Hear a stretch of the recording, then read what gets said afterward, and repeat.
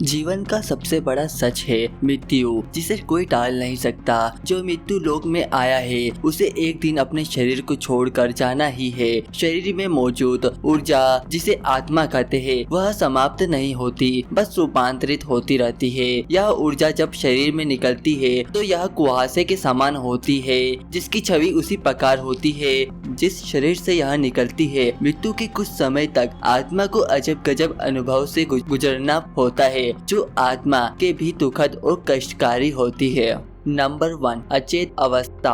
आत्मा शरीर से निकलकर कुछ देर तक अचेत अवस्था में रहती है। आत्मा को इस प्रकार का अनुभव होता है जैसे कठिन परिश्रम में थका हुआ मनुष्य गहरी निद्रा में होता है, लेकिन कुछ पल में यह अचेत से सचेत हो जाती है और उठकर खड़ी हो जाती है। समान व्यवहार। जब व्यक्ति के शरीर से आत्मा निकलती है उसे कुछ समय तक पता ही नहीं होता कि वह शरीर से अलग है। वह उसी प्रकार व्यवहार करती है जैसे शरीर में रहते हुए उसका व्यवहार था। बेचैनी और छटपटाहट। शरीर से निकलकर खड़ी आत्मा अपने संगे संबंधियों को पुकारती है, लेकिन उसकी आवाज कोई सुन नहीं पाता। इससे आत्मा को बेचैनी और छटपटाहट होने लगती है। आत्मा परेशान होकर सभी लोगों से कुछ कहना चाहती है, पर उसकी आवाज बस उस तक गूंज कर रह जाती है, क्योंकि वह भौतिक नहीं अभौतिक ध्वनि होती है और मनुष्य केवल भौतिक चीजों को ही महसूस कर सकता है। नहीं होता है संचार। वर्षों तक शरीर में रहने से जो सांसारिक माया का आवरण आत्मा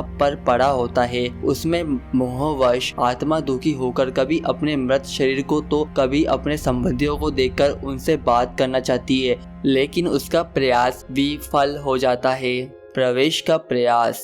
आत्मा कोशिश करती है कि वह फिर से शरीर में प्रवेश कर जाए, लेकिन यम के दूत उसे शरीर में प्रवेश नहीं करने देते। धीरे धीरे व्यक्ति की आत्मा यह तस्वीर करने लगती है कि अब जाने का वक्त हो गया है। मोह का बंधन कमजोर होने लगता है और वह मृत्यु लोक को विदा होने के लिए तैयार हो जाती है। होती है दुखी। शरीर के मृत हो जाने पर आत्मा अपने परिजनों को रोते रोते बिलखते देखकर दुखी होती है और खुद दुख से व्याकुल होकर रोती है, लेकिन उसके वश में कुछ नहीं होता। यह लाचार होकर सब कुछ देखने और अपने परिवार काल में किए कर्मों याद करके दुखी होती है। यम के दूत आत्मा से यह कहते हैं कि चलो अब यहाँ से चलने का समय आ गया है, और कर्मों के अनुसार उसे लेकर यम मार्ग की ओर चल पड़ते हैं।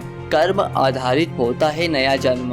कुछ ही समय में आत्मा मृत्यु लोक की सीमा को पार कर एक ऐसे मार्ग में पहुंच जाती है जहां न सूर्य की रोशनी होती न चांद की चांदनी। उस लोक में हर जगह अंधेरा होता है। यहाँ आत्मा अपने कर्मों और इच्छाओं के अनुसार कुछ समय तक विश्राम करती है। कुछ आत्माएं जल्दी शरीर धारण कर लेती है तो कुछ लंबे समय तक विश्राम के बाद अपनी इच्छा के अनुसार नया शरीर धारण करती है। आशा है कि आप लोगों को ये वीडियो अच्छा लगा होगा। अगर ये वीडियो अच्छा लगा तो कमेंट करके जरूर बताइएगा, और हाँ, ये वीडियो प्लीज अपने परिवार दोस्तों के साथ शेयर जरूर कीजिएगा।